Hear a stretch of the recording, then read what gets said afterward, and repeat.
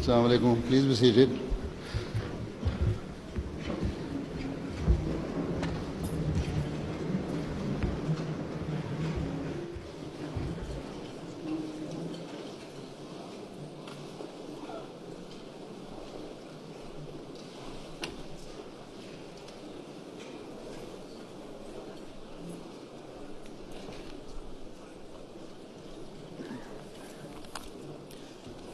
Assalamu alaikum wa rahmatullah.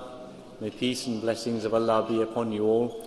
Ladies and gentlemen, welcome to the 16th National Peace Symposium of the Ahmadiyya Muslim Community UK. Before we start the formal proceedings, just to say we are not expecting any fire alarms, but if the alarm does go off, the exits are to the sides of the building and the assembly point is in the back in the main car park of the mosque. Please also a reminder to switch off mobile phones during the proceedings. We start now with the recitation of the Holy Quran in Arabic by Mr. Daniel Tasawwur Ahmad and its English translation by Mr. Farhad Ahmad.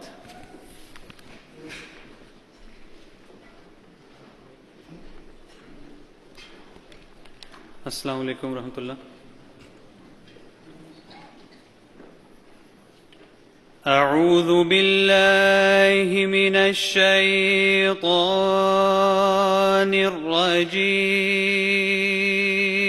الرجيم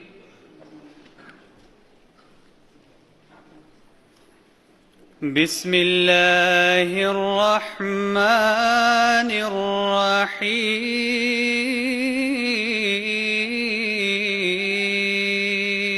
الرحيم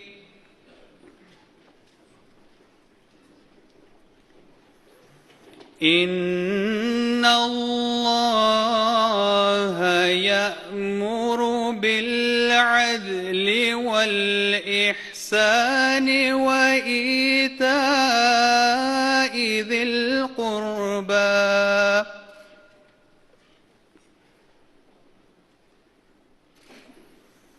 وينهى عن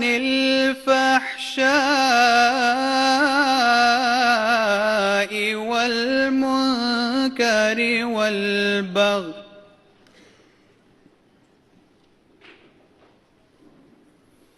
يعظكم لعلكم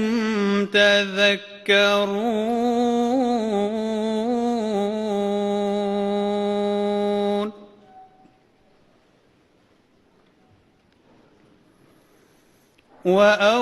وأوفوا بعهد الله إذا عاهدتم ولا تنقضوا الأيمان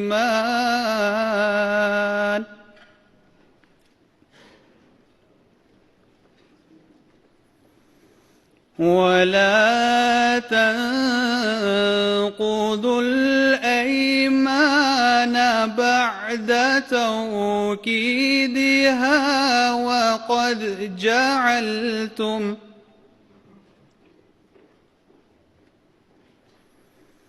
وقد جعلتم الله عليكم كفيلا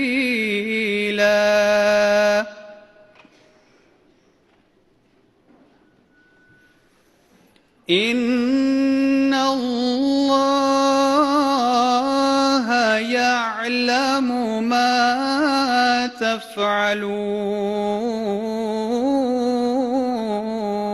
تفعلون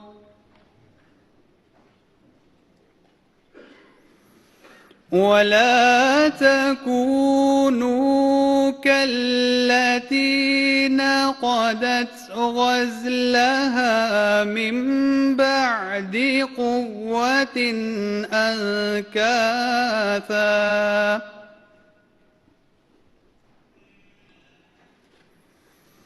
تتخذون أيمانكم دخلا بينكم أن تكون أمة هي أربى من أمة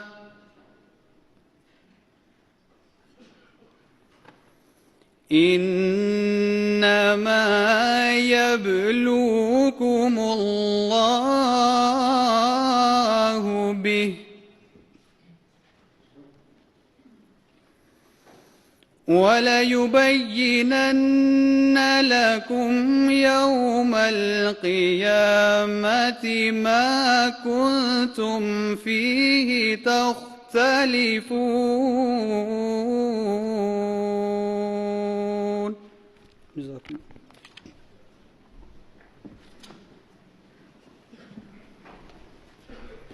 Assalamu alaikum wa rahmatullahi wa barakatuh. May the peace and blessings of Allah be upon you all. The verses recited before you are from Surah An-Nahl, chapter 16, verses 91 to 93. The translation is as follows.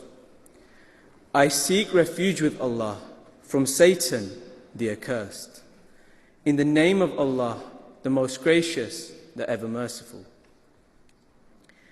Verily, Allah enjoins justice and the doing of good to others, and giving like kindred, and forbids indecency, manifest evil, and wrongful transgression. He admonished you that you may take heed, and fulfill the covenant of Allah when you have made. And break not the oaths after making them firm, while you have made Allah your surety. Certainly, Allah knows what you do. And be not like unto her, who, after having made it strong, breaks her yarn into pieces. You make your oaths a means of deceit between you, for fear lest one people become more powerful than another. Surely Allah tries you therewith, and on the day of resurrection He will make clear to you that wherein you differed.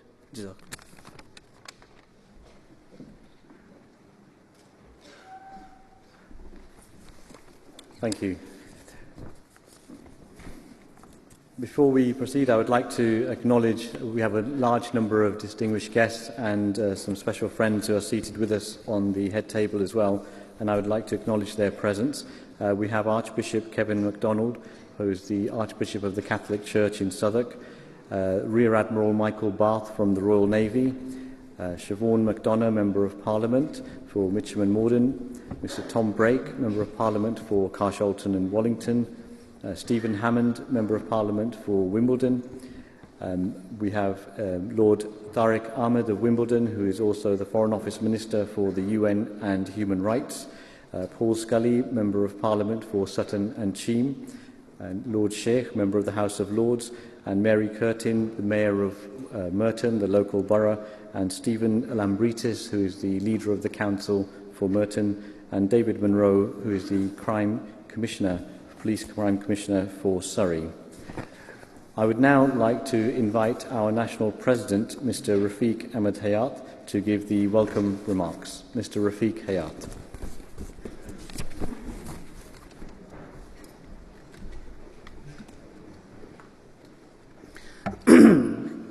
A'udhu billahi minash shaitanir rajim. Bismillahir Rahmanir Rahim. Most beloved Zur, your worshipfuls, your excellencies, respected parliamentarians, ladies and gentlemen, Assalamu alaikum wa rahmatullahi wa barakatuhu. May peace and blessings of Allah be upon you all. Welcome to the 16th Annual Symposium. The theme of this year is the critical need for peace. The world is passing through grim times. The rise of nationalism, the increased threat of terrorism, and endless injustice towards nations and fellow human beings has resulted in strife and global unrest on a large scale. It is frightening that minor political incidents between nations has the potential to trigger nuclear conflict. It is clear that the world lacks leadership to direct us towards peace and away from conflict. Time and again, the head of the Ahmadiyya Muslim community, His Holiness Hazrat Mirza Masroor Ahmad, may Allah be his helper, has highlighted the need to tackle extremism at its grassroots and to engage communities and nations across the globe and highlight in no uncertain terms that a concentrated effort is now more than ever required for the establishment of lasting peace. The Ahmadiyya Muslim community was founded in 1889 by Hazrat Mirza Ahmad, peace and blessings be upon him, whom we accept as the promised Messiah and the reformer of the time, and whose arrival was prophesied and awaited by most major world faiths. His main objective was to revive the true peaceful teaching of Islam and to bring faiths together under one umbrella in order to achieve lasting peace. His whole life revolved around this purpose, to establish peace not only amongst people of the same faith, but with people from different and all points of view. Since the passing of the founder, the Ahmadiyya Muslim community has been truly blessed to have the institution of the divine guided Khilafat, the successor to the promised Messiah. And through prayer and wisdom, the Khalifa unites the community, and this community is now established in 210 countries of the world.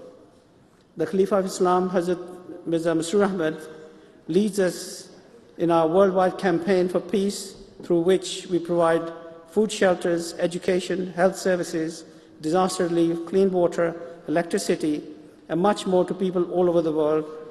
And it is under the guidance of our Khalifa that we engage in dialogue, train our youth to serve their country and to serve humanity, where we teach and promote the values loyalty, respect, and peace. This is indeed the path to peace. His Holiness is a man of peace and has delivered keynote addresses at the parliaments across the world, including the UK, the US, and the EU. He regularly meets heads of states, presidents, prime ministers, as well as faith leaders, urging the need for justice and peace. There could not be a more important message for the world today. As such, since being elected as Khalifa, His Holiness has led worldwide campaigns to convey the peaceful message of Islam to the whole world. Under his leadership, national branches of the Ahmadiyya Muslim Committee have launched campaigns that reflect the true teaching of Islam. It is through such gatherings as today that we can sow the seeds of peace in this world. And we are very blessed this evening that despite his extremely busy schedule, His Holiness has come here tonight to address the gathering as the keynote speaker. I take this opportunity once again to welcome you all to the 16th Peace Conference, and I hope and pray that this evening will prove to be inspiring and very special evening for you all. Thank you very much.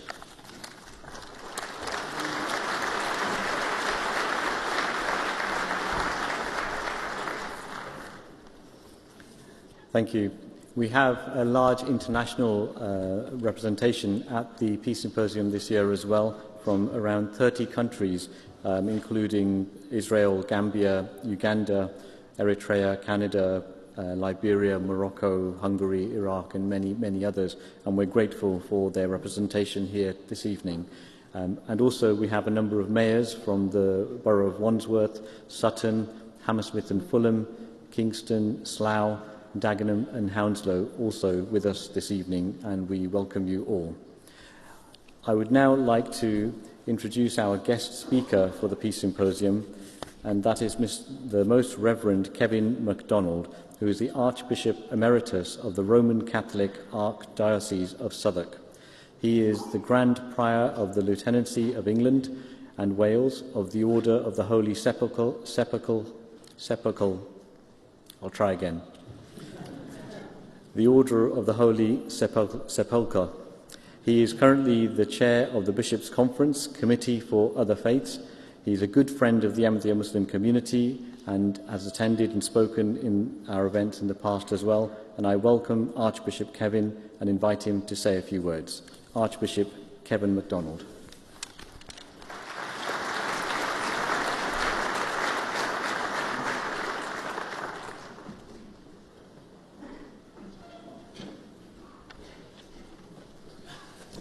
Your Holiness, distinguished guests, ladies and gentlemen.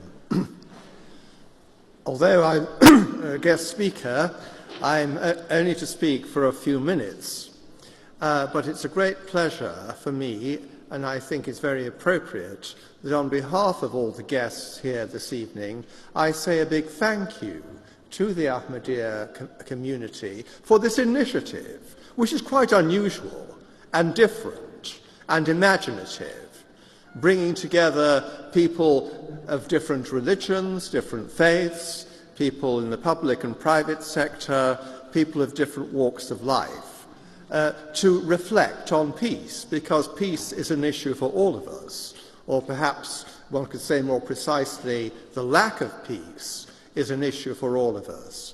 And as has already been said, there is a particular timeliness about this year's Peace Symposium.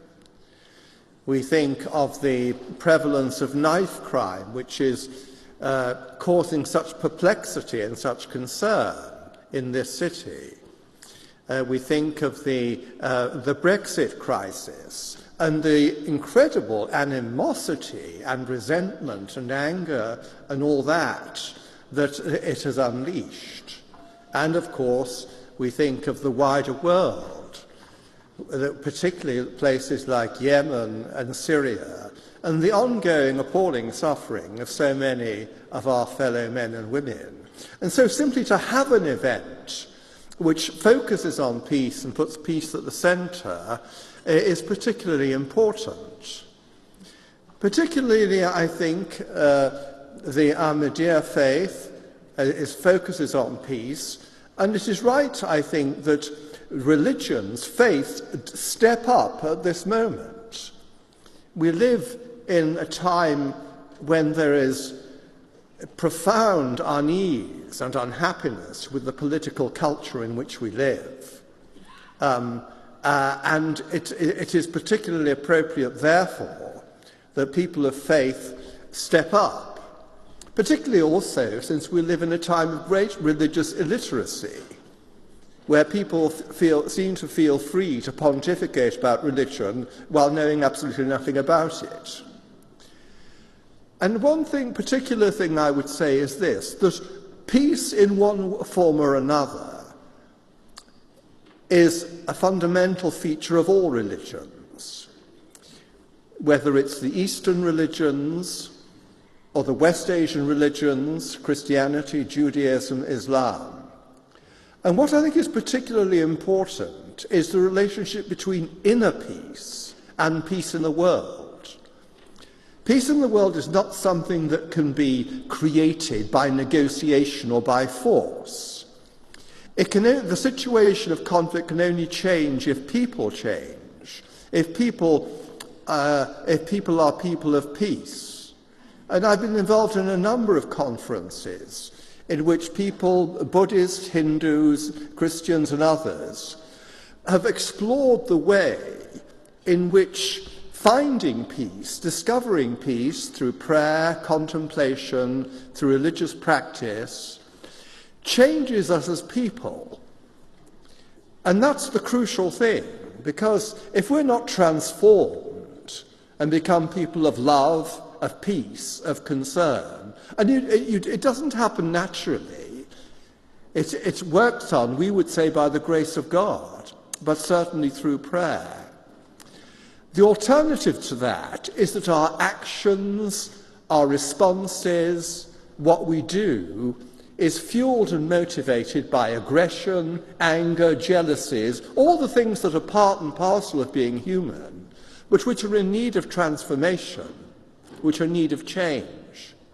And so I thank the Ahmadiyya community for drawing attention to the centrality of peace, for inviting people of different faiths and none to come together. And I hope we can come together around this conviction that there can only be peace in the world if there is peace within us.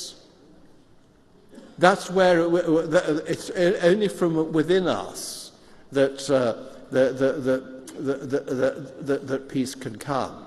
So I hope, in saying that, I'm speaking to the spirit of this gathering because I think this is an invitation to focus on peace, to put peace centre stage, and to ask the question of what I can do as a person in terms of changing myself, changing my society, changing my community to bring peace in the world. So thank you very much, Your Holiness and members of the Ahmadiyya community for convening this gathering, which I hope will be a blessing not only for the people who are here, but to all the people who we will meet in the weeks and months ahead. Thank you.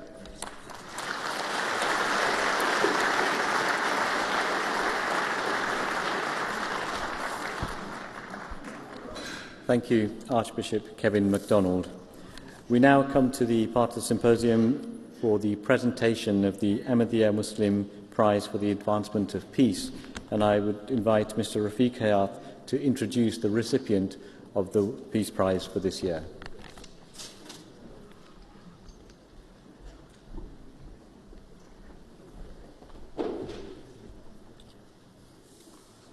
Bismillahirrahmanirrahim. Assalamu alaikum. The Ahmadiyya Muslim Prize for the Advancement of Peace was launched in 2008 and is awarded in recognition of an individual or an organization's contribution to peace. As it was announced during our recent annual convention, the 2018 Peace Prize was awarded to Dr. Fred Mednick, the founder of Teachers Without Borders. Launched in 2000, the mission of Teachers Without Borders is to connect teachers to information and each other in order to close the educational divide, and based on the premise that the teachers are community change agents and key drivers of global development. Initiatives include education in emergencies, girls' education, peace and human rights education, bullying, ICT in education, and children-friendly spaces. Teachers Without Borders program and resources have been adopted by teachers and communities worldwide, including Afghanistan, Bangladesh, Brazil, Brunei, Cameroon, China, and Ghana, amongst many other countries, including the United States of America. All Teachers Without Borders programs are conceived and led by teachers' leaders. Programs are designed to be adaptable, adoptable, affordable, and accessible so that the local leaders can ensure relevance of the communities they serve. Today, Teachers Without Borders members represent 171 countries, and its social networks are flourishing. They are a local action organization on a global scale, and it is completely free. The founder, Dr. Fred Mednick, is a former English teacher and a high school principal. Dr. Mednick is fond of saying that brains are evenly distributed around the world, but education is not. However, if mobilized, those brains build the momentum of a virtuous circle and a national resource. After all, a country is only as vital and sustainable as its teachers. We are delighted and honored to present this year's Peace Prize to him and the Teachers Without Borders, and I request His Holiness to present this year's Peace Prize to Dr. Fred Mednick.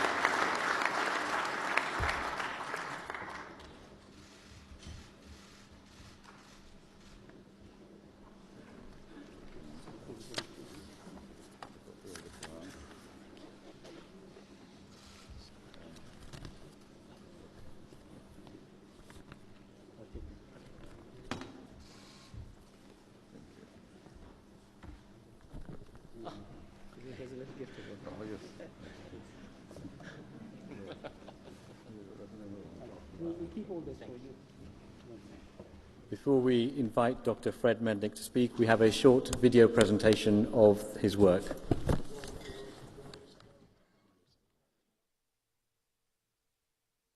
Teachers Without Borders is an international organisation launched in 2000 with a mission to connect teachers to information and each other in order to close the education divide and based on the premise that teachers are community change agents and key catalysts of global development priorities.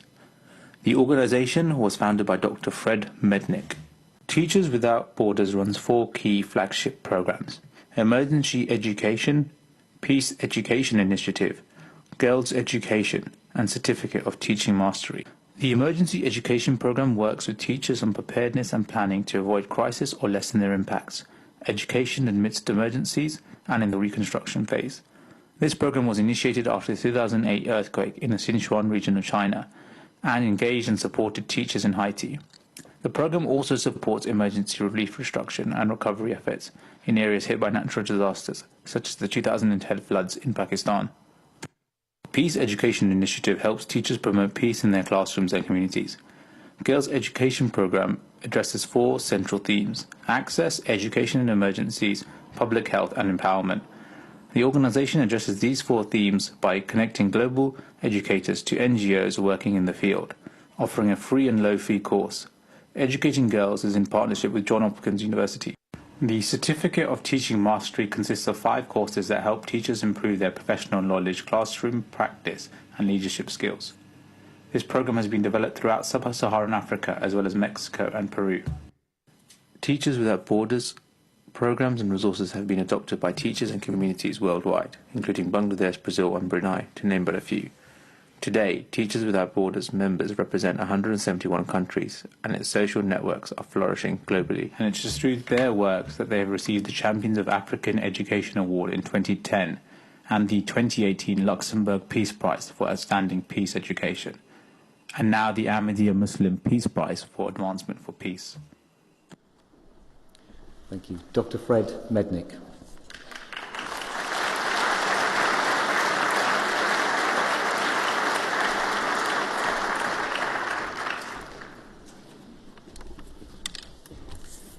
Assalamu alaikum.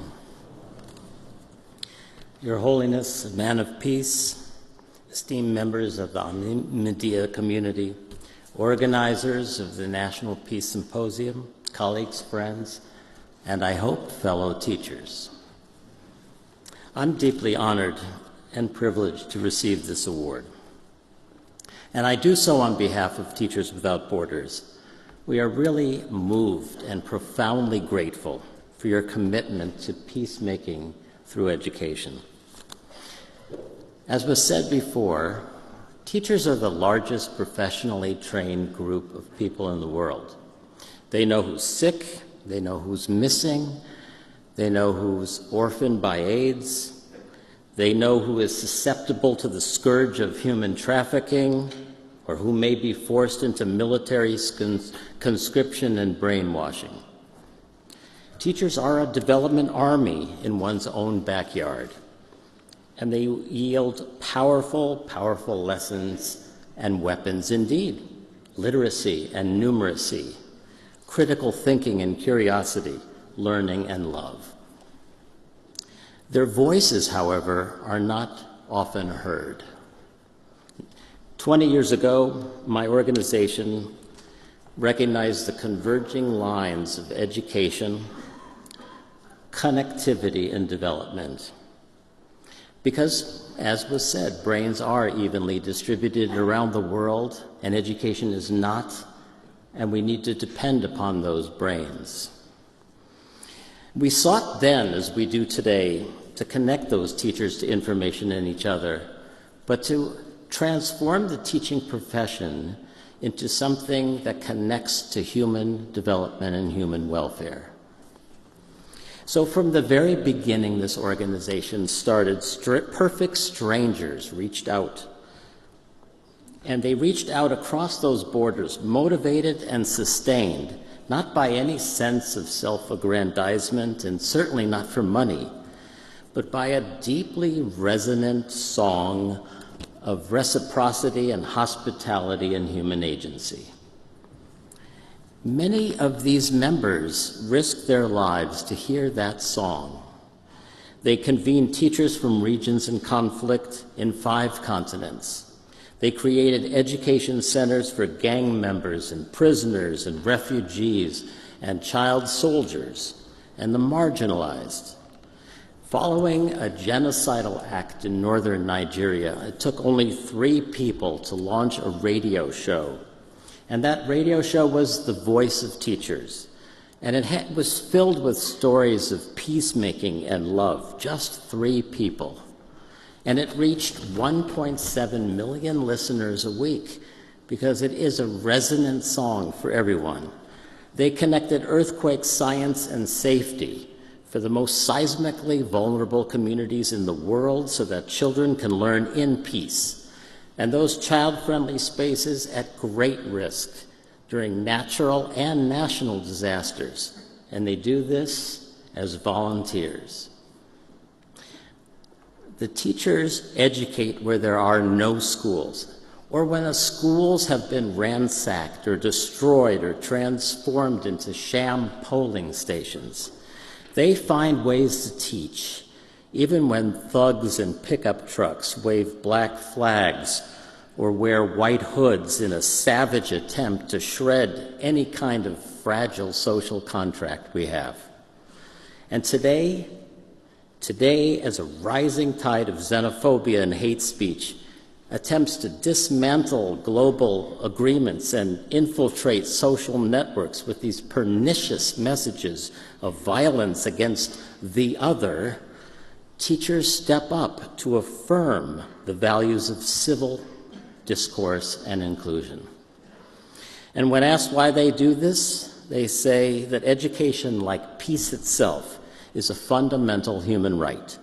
For them, all this work is an act of joyful restorative justice. At the launch of the Universal Declaration of Human Rights 70 years ago, Eleanor Roosevelt posed a very critical, important challenge. She asked, where, after all, do universal human rights begin? Her answer, in the small places, close to home.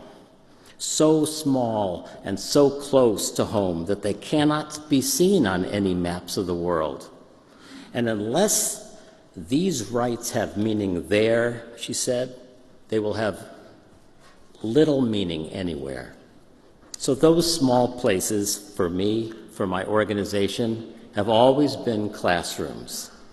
There, in those many democracies and laboratories of hope, the education of girls lifts everyone.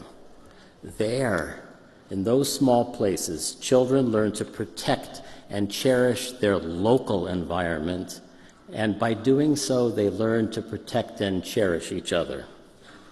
It's there, when children have faith in one another, they can learn respect for all faiths. There, in those small places, lessons in hygiene bolster an entire community's immune system. There, the arts cultivate courage and possibility, and in those small places, children practice how to address small conflicts. And so they grow up to learn how to mend and repair the world. My organization is 19, 20 years old. We have a long way to go. All of us have a long way to go. But with this award, Your Holiness, the Ahmadiyya community has heard the teacher's voice and has heard the teacher's song and has made visible those precious small places. And I can only say here today, honored by the hospitality and warmth and openness of this community, it is a special honor to receive this award, and we shall do our best, inshallah, to reach each teacher we can on this planet, and even more teachers and more children in those small places everywhere on earth. Thank you.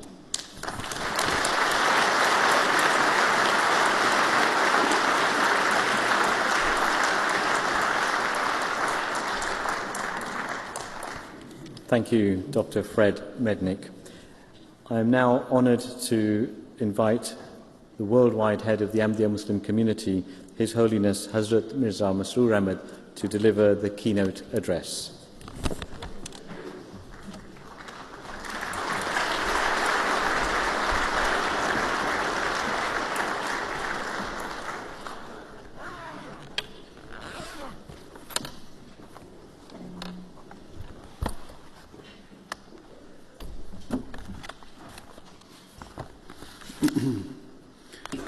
Bismillahir Rahmanir Rahim.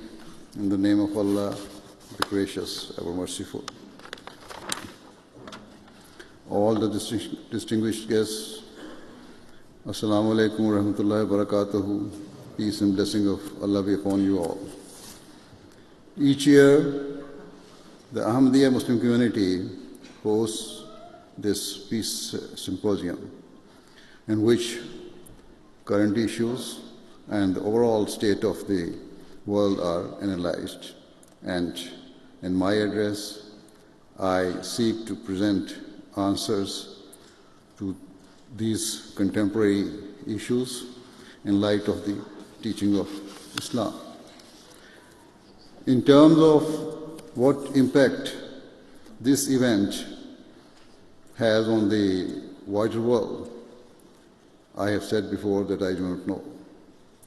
However, regardless of its effect, we shall never give up our efforts to promote peace and justice, and certainly, I'm sure, all of you share our ardent desire for true and long-lasting peace to be established in the world. Indeed, I am sure all of you hope to see an end to the many conflicts and wars that have blighted the world in recent times, and for a peaceful world to emerge in which all people and all nations live amicably and fulfill the rights of one another. Yet, the tragic and devastating truth is that each year, instead of pulling back from war and conflict, the opposite is proving true. Rivalries are intensifying, new battle lines are being drawn, whilst existing hostilities show little sign of abating. Though we are all aware that we are passing through difficult times, most people do not realize the extent to which the relations between certain nations have deteriorated and how potentially disastrous the consequences could prove to be. For example, in a recent column published by Bloomberg Business Week, the journalist Peter Coy writes, "Nuclear war gets surprisingly little attention considering there are enough nukes to end human civilization in hours." The reason to pay attention is that arms control, especially between the US and Russia, has broken down. A fresh nuclear arms race appeared to be taking shape. As for what anyone can do, arms control moves forward in response to public pressure when humanity speaks louder than arms merchants and bellicose world leaders. In his article, he also quotes a senior fellow of the Middlebury Institute of International Studies, Nikolai Sokov, who warns, "All signs point in the direction of a serious combined nuclear conventional arms race in Europe."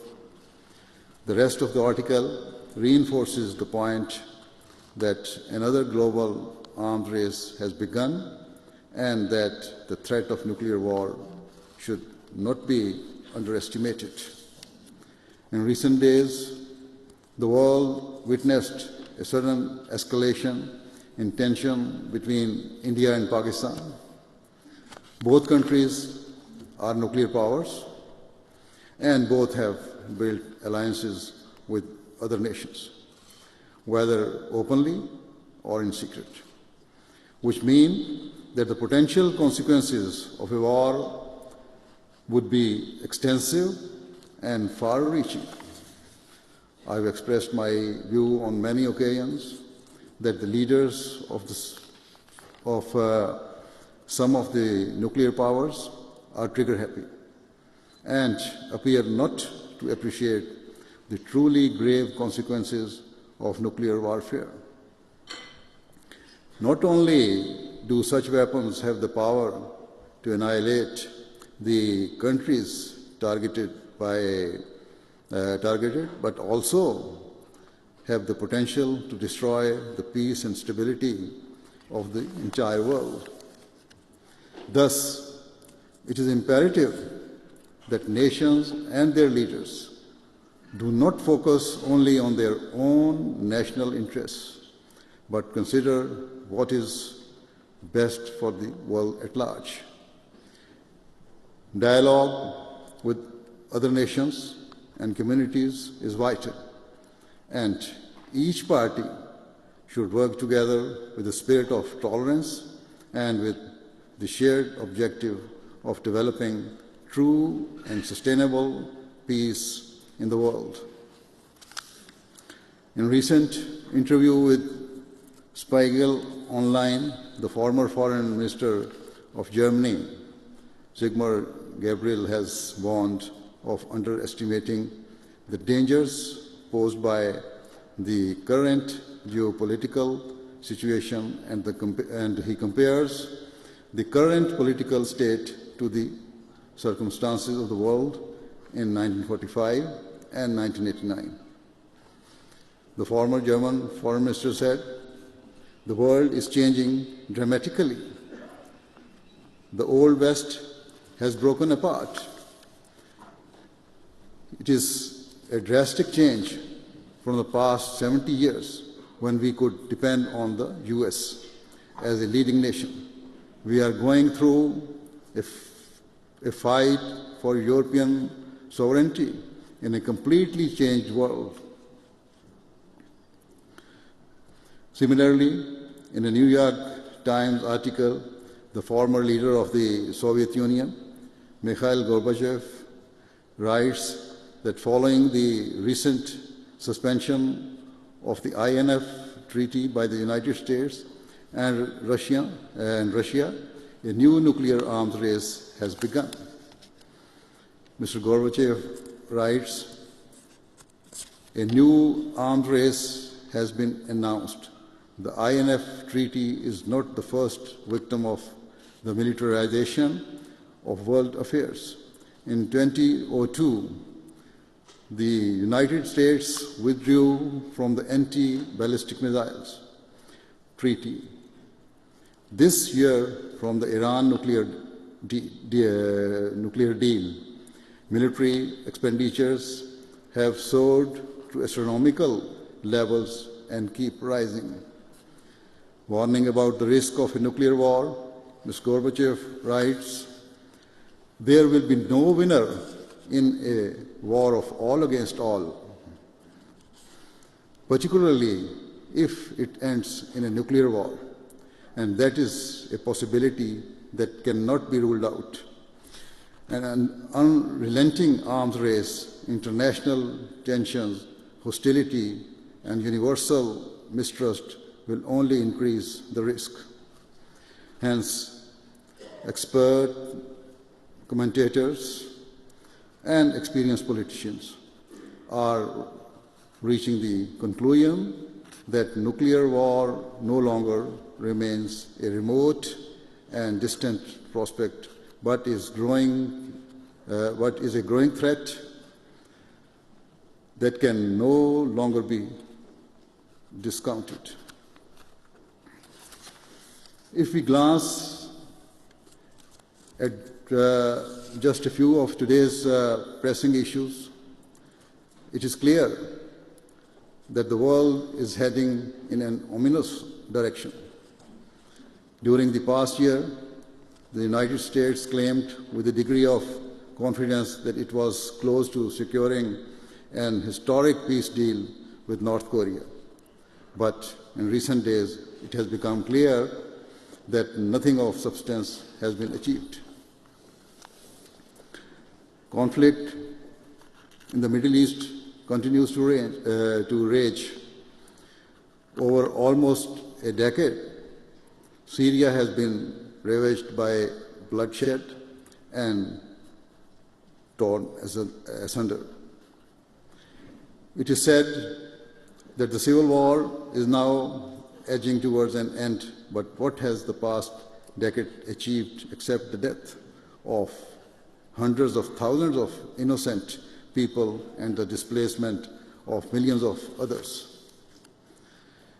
Nothing positive has emerged, and the future remains uncertain and precarious as tensions rise between nations who have their own vested interests tied into the future of Syria. On one side, Russia and Turkey are aligning, whilst on the other side, the United States and Saudi Arabia are joining together and are ratcheting up pressure on Iran and seeking further sanctions against them. Political experts are openly expressing that the objective of these nations is to dominate the Middle East. Another flashpoint and source of conflict are the worsening relations between Turkey and the Kurdish groups who seek autonomy. Thus, the world is stuck in a vicious cycle of conflict and counter-conflict as rivalries ferment and hatreds become ever more deeply entrenched. No one knows where such issues will finally lead us or how horrific the consequences will prove to be. What I have mentioned is just the tip of the iceberg. There are many other issues of concern that threaten the peace and well-being of the world. For example, it is said that the terrorist group Daesh is on the verge of collapse and that their so-called Khilafat is finished. Yet, experts also warn that though Daesh has lost its territory, its hateful ideology persists, and its members who have survived are now scattering and could eventually regroup and perpetrate attacks in Europe or elsewhere. Furthermore, nationalism has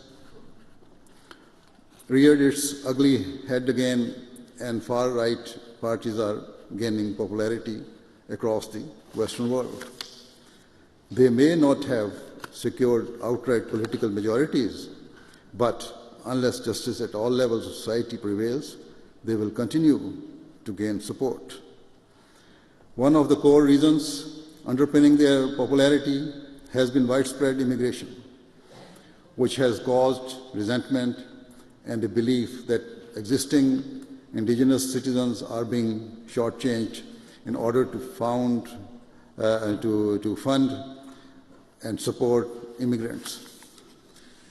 I have spoken on this issue at length in the past, and so I do not need to go over old ground. Suffice to say that if genuine efforts are made to cultivate peace and to help all countries achieve their potential, the desperation of people to flee their homes would automatically subside. All that most people desire is the ability to provide for their families, and it is only when such opportunities are denied to them that they seek to leave their homes in search of a better life. Accordingly, the long-term solution to the immigration crisis has to be to establish peace in war-torn countries and to help the local people who have been forced to endure lives of misery and danger to live peacefully. In the short term, where refugees or asylum seekers come to the West due to the prevailing political or religious conditions in their own countries, they should be treated with dignity and respect. At the same time, whatever support they are given should not be at the expense of existing citizens. Immigrants should be strongly encouraged to enter employment as soon as possible, rather than living off benefits for long periods. They should work hard, seek to stand upon their own 2 feet, and contribute positively to their new society. Otherwise, if they are continually funded by taxpayers' money, it will inevitably lead to grievances. Indeed, it is my belief that the underlying cause of most resentment in society tends to be economic and financial frustration. Certain groups take advantage of such anxiety by laying the blame at the feet of immigrants or at the followers of religion, and incite sentiments of hatred towards them. Thus, an impression has developed in Europe that Asians, Africans, and particularly Muslim immigrants are a threat to society. In the United States, there are similar fears regarding Muslims and also Hispanic seeking to enter the country through Mexico. Nonetheless, I firmly believe that if the major powers set aside their own vested interests and strive earnestly towards improving the economic conditions of poorer nations and treat them with sympathy and respect, such issues would never arise. Here in the United Kingdom, there is currently a great deal of uncertainty regarding Brexit and the UK's future relationship with the European Union. I made my own views on this topic clear during an address at the European Parliament in 2012.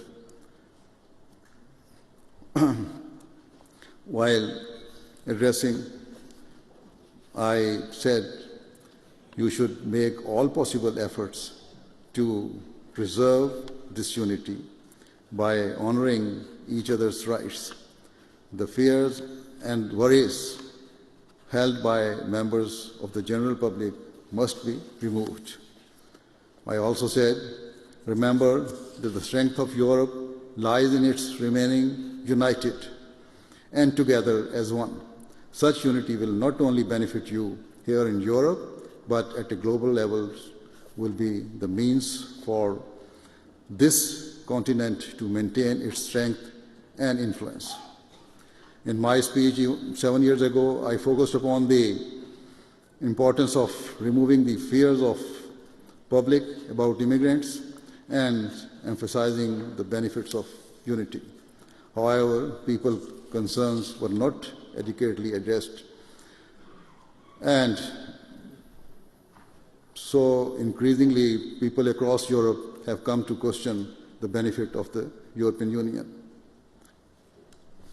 The starkest example is, of course, Brexit, but in many European countries, such as Italy and Spain, far-right or nationalist, even in Germany, nationalist parties are gaining popularity and winning seats at the political table, through which they are striving to further weaken the European Union and pursuing an anti-immigrant agenda.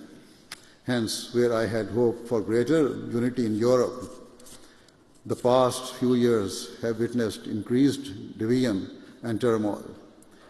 Why have such frustration come to the fore? They are derived from economic difficulties and a failure of governments to act with justice and to protect the rights of their citizens.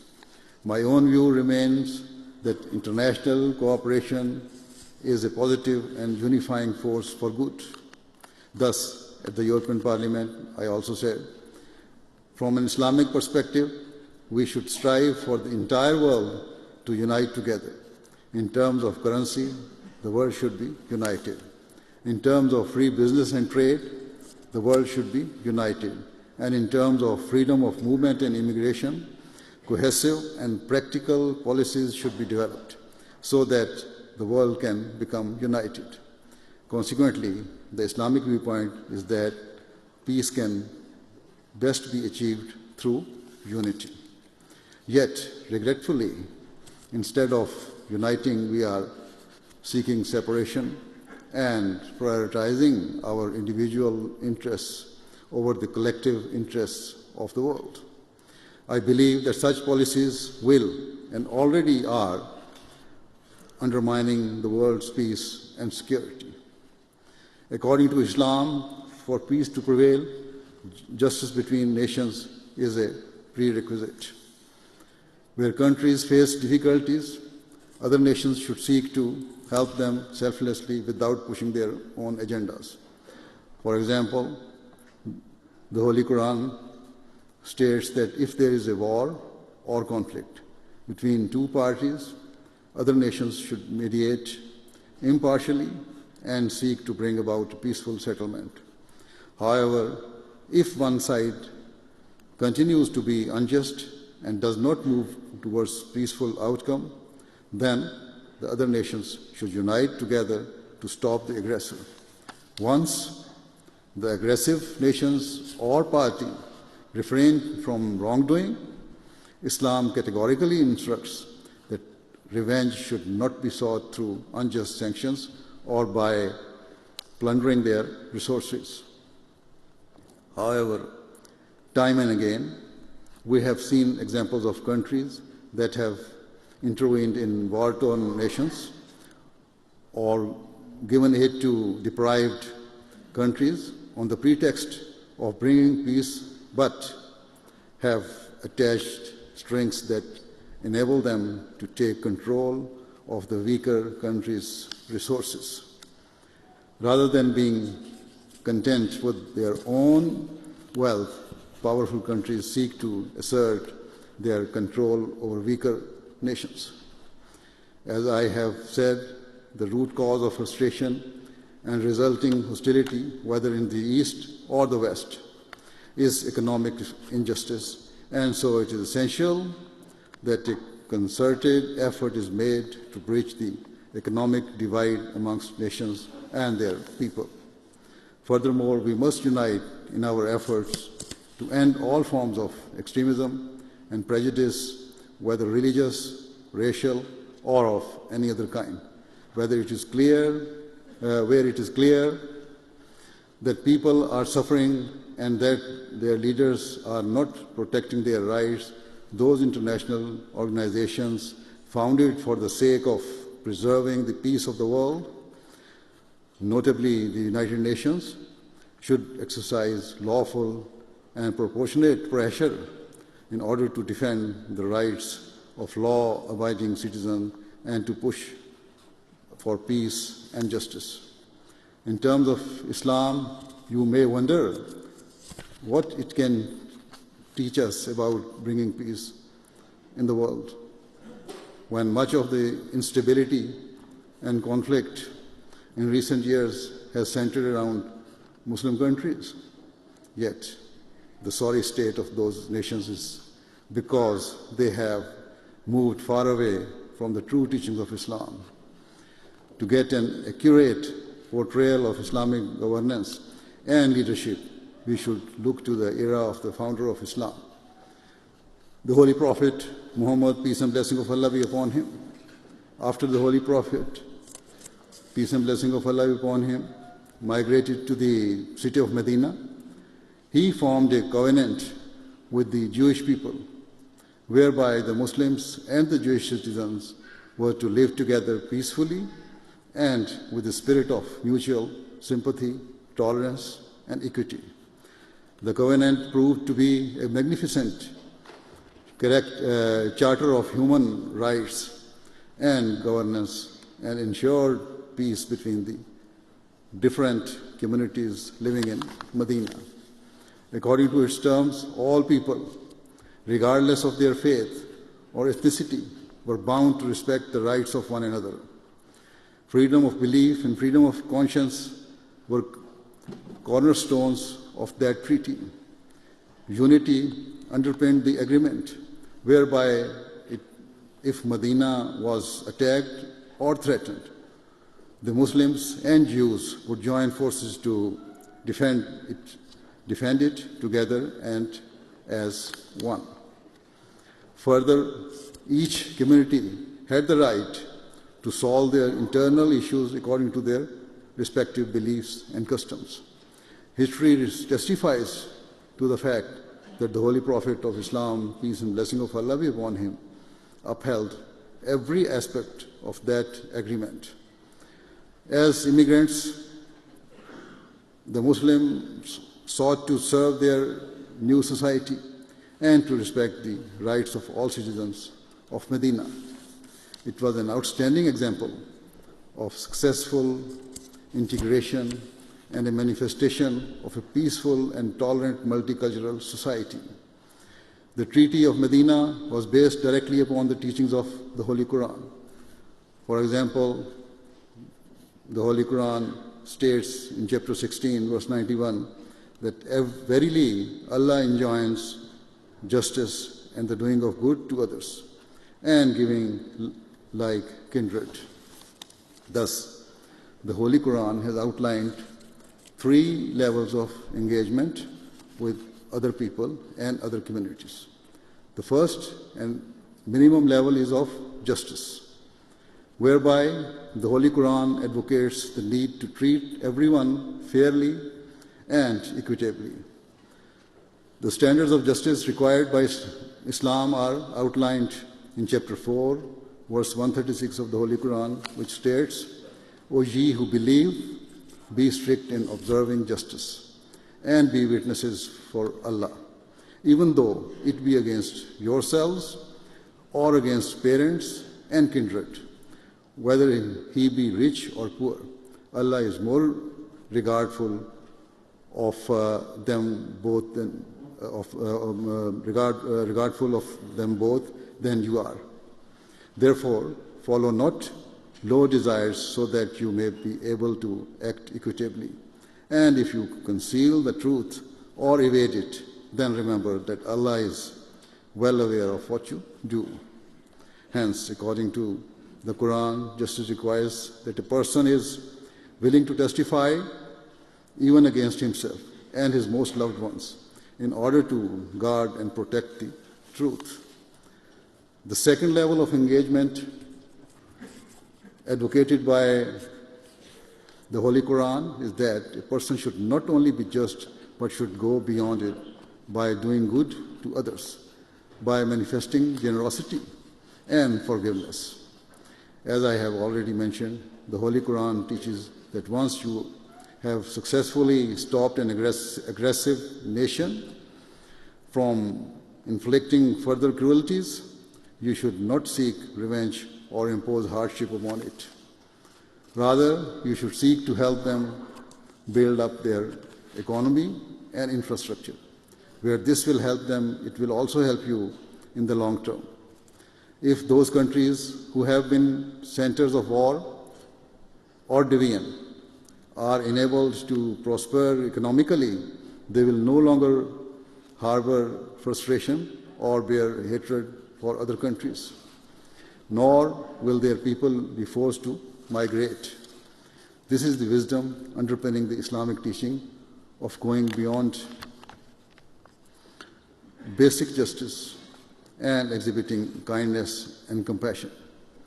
The third level of engagement taught by the Holy Quran is to treat others in the same way that a mother treats her child, which is the most selfless form of love, as it is rendered without any expectation of reward. To treat others with benevolent spirit is not easy, but this should be our constant aspiration. Ultimately, to bring about peace, whether in Muslim nations or at a broader international level, it is necessary that at the very minimum, the demands of justice are fulfilled by governments, so that all people are given their due rights and that selfish vested interests give way to what is fair and right.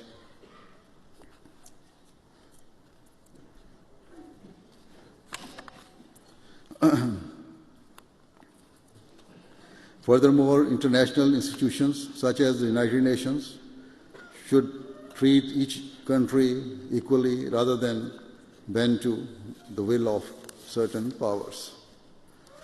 Thus, this is the means of peace. This is the roadmap to a better world. This is the only way we can prevent mankind from sliding further towards grave peril.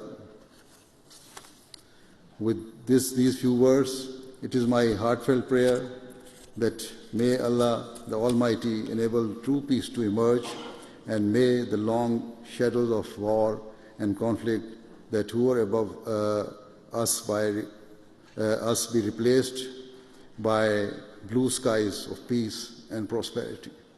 I pray for an end to the frustrations and deprivation that have plagued the lives of countless people and have fueled devastating wars and grievances across the world. Instead of seeking to dominate others and assert their own rights, I pray that nations and their leaders come to see the benefit of fulfilling the rights of one another. Instead of laying the blame for the world's problem on certain religion or people of particular ethnicities, I pray that we show tolerance of each other's belief and customs and value the diversity within our societies. I pray that we come to see the best in humanity and use each other's strength and skills to build a better world for our children and to cultivate lasting peace in society. Surely the alternatives do not bear thinking about. Earlier I quoted several experts who warned of nuclear warfare and of a spiraling global arms race. Those articles and many others give weight to the belief that the world is hurtling towards a titanic catastrophe, the like of which mankind has never seen before, and one that will be impossible to contain. According to some estimates, the effects of a nuclear war could reach 90% of the world. Furthermore, if there is a nuclear war, we will not only be destroying the world today, but we will also be leaving behind a lasting trail of destruction and misery for our future generations. Hence, we must pause and reflect on the consequences of our actions. We should not consider any issue or conflict, whether within a country or at an international level, to be insignificant. Whether we are dealing with economic issues or immigration or any other crisis, we must show tolerance and strive to break down the barriers that divide us. We should utilize all of our energies and faculties to pursue peace by seeking to end every conflict amicably through dialogue and mutual compromise and by fulfilling the rights of one another. May Allah the Almighty enable us to do so. Ameen. With these words, I would like to thank all of our guests for joining us here this evening. Thank you very much.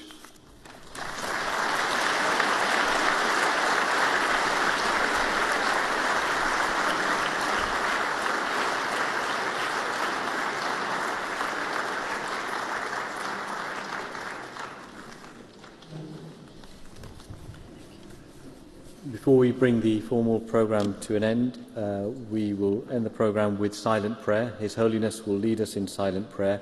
We pray by raising our hands. You may join us in any manner you feel comfortable. Please, silent prayer.